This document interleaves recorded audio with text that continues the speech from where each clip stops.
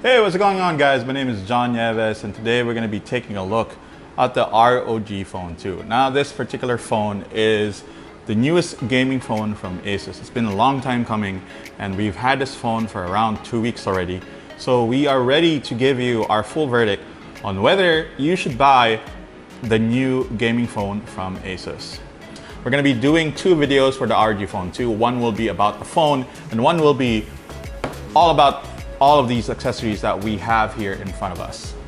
So let's start with the overall design of the ROG Phone II. Now, the ROG Phone II is very much made for gamers. The overall design is specifically made to cater for gamers because ROG is by gamers for gamers. So there's a big ROG logo at the back that is illuminated. You can change the color. It's RGB because RGB for life is apparently a thing. You can change the color depending on what you want. There's a couple of accessories that will continue to show the lighting depending on what you want. The Interactive Cooler does that. This particular case that we have does that. And almost every single accessory here that has RGB lighting will also show whatever lighting customization that you have when this phone is connected. So the back of the phone is made of glass. It's very nice to look at. One thing is for sure, the phone is really built well. There's a metal frame surrounding the glass back and front, and the phone is very hefty. It's a little bit heavier than we are used to, and that is because the phone has a 6,000 mAh battery inside of it. We're gonna be going into detail why that's important and why you want that. But for now, just know that the phone is heavy and tall, actually. It's one of the tallest phones that we've used, all because of the display on it. Because the phone is made for gamers, there's a lot of very nice design touches that make your life easier when you're gaming. One of the nice things that we like about it is that there's 2 USB ports. There's one on the bottom and one on the side. Now, the reason why you'd want 2 USB ports is because when you use a regular phone for gaming, when you want to charge it, guess what? The cable is now in the way of your hand. So it's just there. It's annoying when you're trying to play a game.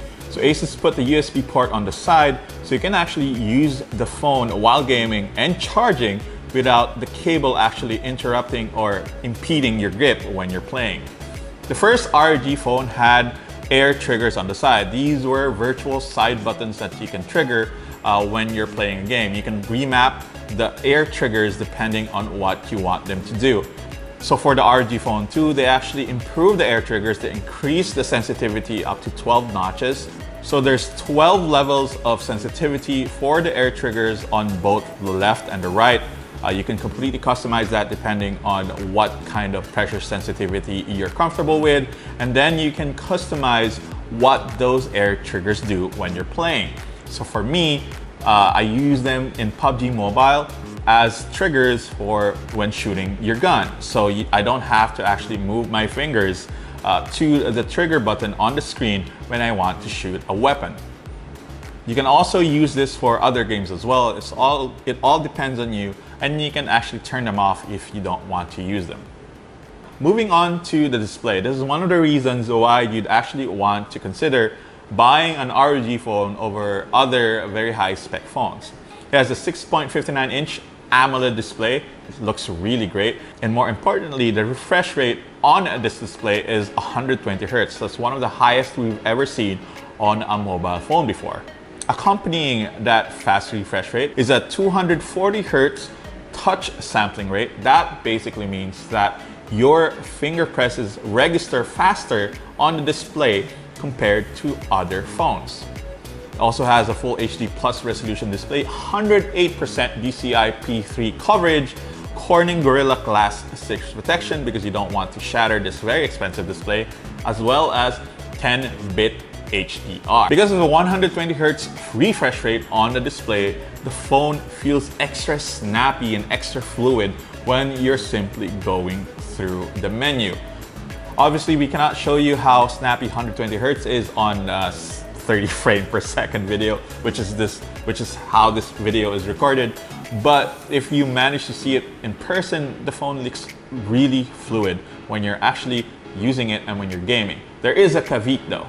Not all games will be able to take advantage of the high refresh rate. So refresh rates are also tied to frames per second, and if your game doesn't even go above 60 frames per second, you're really not going to notice a big difference when it comes to the higher refresh rate. There's also the question of battery consumption when you're using the 120 Hz setting. As you will see later on our battery benchmark, having the 120 Hz option on the display will negatively affect your battery life compared to just having it at 90 or at 60. So because this phone is a flagship phone, it also has flagship features on the display, which specifically means it has an under-display fingerprint scanner that is incredibly fast. It's actually one of the fastest fingerprint scanners or under-display fingerprint scanners that we've ever used on a flagship before. Since we're already talking about the display, overall display quality looks fantastic for this phone. Colors look great, black levels are fantastic. It's an excellent phone for general content consumption, not just for gaming. Because this phone is a gaming phone, it has top-notch hardware. It's one of the first phones in the world to actually ship with Qualcomm's Snapdragon 855 Plus processor. While the ROG Phone II actually comes in different configurations around the world, what our review unit comes packing is 12 gig of LPDDR4X RAM plus 512 gig of UFS 3.0 storage. That storage capacity isn't expandable. You can't put a micro SD card inside this phone, but I don't think you're gonna be needing that with 512 gig available to you. Because it's a gaming phone, ASUS also put in a custom cooling solution to keep the Snapdragon 855 Plus cool, and the ROG Phone II also has it. What the ROG Phone II has that no other phone actually does is an active cooling solution. The phone comes with an active cooler called the Aero Active Cooler 2 that allows for active cooling in addition to the custom cooling solution that's already built into the phone. It comes with every purchase of the ROG Phone, alongside with a case that allows you to use that Aero Active Cooler even though the case is put on the phone. Because this is a gaming product, ASUS made sure that there's a lot of customizability on the phone's UI. And basically, you can control a lot of the phone's functions, features from the Armor Crate app that is included in the phone. Nothing really beats the ROG Phone II in gaming. Its Antutu score, we'll see to that. But what's it like when you're actually gaming? How hot does it get? But it does get a little bit warm while you're actually using it, especially if you use a fully enclosed case, which this is. With it, although you can reduce the temperature a little bit if you use the Aero Active Cooler, ASUS says this actually reduces overall temperatures inside the phone by around 20%, which is actually pretty close. It did feel cooler when we were actually using this particular cooling case or cooling accessory while we were using the phone. Lest we forget, the ROG Phone II actually has two cameras on the rear. It's made up of a 48 megapixel Sony IMX586 sensor with an f1.79 aperture lens and a 13 megapixel wide angle secondary camera that is joined by the front 24 megapixel camera that you use for selfies and live streaming. Generally, the images taken from the ROG Phone look okay. They're pretty good. Exposure is really good as well. Night shots are acceptable. They're not on the same level as other flagship phones, for example. We're throwing up a couple of sample photos for you to take a look at, but they're good enough that you'll be able to use them in social media. The ROG Phone II isn't something that you will buy if you're actually looking for a really good camera phone.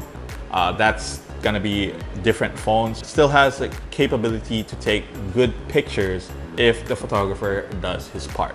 One of the reasons why you'd actually want to consider this particular gaming phone over all of the others is that the fact that it has a 6000 mAh battery inside of it. That is a huge ass battery.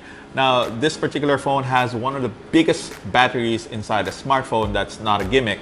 This has a 6000 mAh battery. You kind of expect this particular phone to be able to run the entire day without having to be charged, especially when you're gaming, right? Well, Not exactly. Now, we ran our PC Mark battery benchmark, which is a benchmark that we use on most phones that we review, just to see how long it'll last in that particular test. When the display is set on 120 Hz mode, PC Mark battery benchmark returned a score of 9 hours and 22 minutes on this phone. That's not really that great. We were kind of expecting it to be a little bit higher. It basically just shows you how much power that display drains when the phone is set to 120 Hz. Now, it was a little bit better when we set the refresh rate to 60 Hz, which returned a score of 13 hours and 12 minutes. That is a little bit better, although we were a little bit disappointed. We were kind of expecting around 15 hours or more on the PC Mark battery benchmark. However, again, this phone has a Snapdragon 855 Plus processor. It's a top-tier processor, and because it's a top-tier processor, also requires top-tier power, or a lot of power just to keep the phone running. Speaking of power, the ROG Phone II has a 30-watt charging capability thanks to the USB charger. It's a USB Type-C charger. What's nice about this thing is that the 30-watt charging works without a proprietary cable. They actually throw in a braided USB Type-C cable for the ROG Phone II, but you can use any USB Type-C cable to be able to enjoy 30-watt charging on this particular phone. So the biggest question here is, should you buy the ROG Phone II? Well, that really depends on what you need. Most phones, not right now, most high-end phones, most flagship phones can double as gaming phones. Even this year's P30 Pro from Huawei, for example, can handle gaming without any issues. The advantages of the ROG Phone II then is the overall design and the additional features that ASUS builds into the phone that makes your life easier when you're gaming. Those air triggers, for example, the USB Type-C connector on the bottom, the ability to take all of these accessories in front of me, those add value to the entire gaming feel or entire gaming experience. Is that worth the price of the phone? Well, it all depends on you and what you want. Now, we still don't know how much the ROG Phone II will be in the Philippines. We're reviewing this and publishing this video without actually knowing the final retail price of the ROG Phone II, but we're kind of expecting it to be around 45,000 to 50,000 pesos, around that range. If ASUS actually brings this phone over around that price range, when you can just consider it as another flagship phone. And it's a flagship phone specifically built for gaming. And if that is important to you, then you should definitely consider buying this phone. If it's not, well, maybe you should be considering other phones. So thank you very much for watching this full review. I know it's a little long, but there's a lot to cover on the ROG Phone II. We'll be doing a separate review video for all of the accessories that you see in front of us, or you see in front of me, for the ROG Phone II, because this video is already long enough as it is. If you have any additional comments, questions, suggestions about the ROG Phone II, leave them down below. We will try to get to your question as soon as we can. Like this video, obviously subscribe if you're not subscribed yet. Click on that notification bell there somewhere. And until next time, peace out, unbox.